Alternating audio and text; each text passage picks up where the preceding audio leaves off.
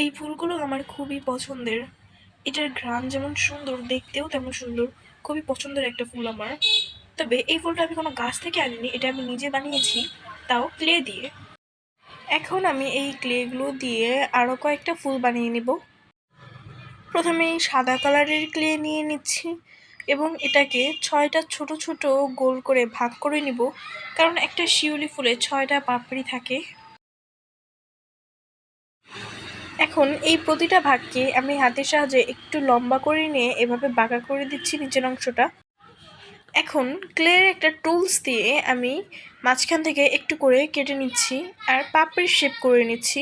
6টা এভাবে করা হয়ে গেলে এখন আমি নিচের অংশগুলো একটার সঙ্গে একটা জয়েন করে দিব এভাবে, আর টুলসের সাহায্যে এটাকে ভালো করে এভাবে করে লাগিয়ে দিব। এভাবে 6টা পাপড়ি লাগানো হয়ে গেলে শিউলি ফুলের পাপড়িগুলো সব তৈরি হয়ে গেল। এখন এই ডাঁটাটা তৈরি করার জন্য আমি কমলা কালারের ক্লে নিয়েছি, আর শিউলি ফুলের মাথার উপরে সামান্য একটু কমলা কালার আছে, এর জন্য আমি এখানে ছোট্ট একটা কমলা কালারের ক্লে নিয়ে শিউলি ফুলের উপরে বসিয়ে দিলাম, আর এখানে গ্লু দিয়ে আমি নিচে ডাঁটিটা লাগিয়ে দিলাম। হয়ে গেল।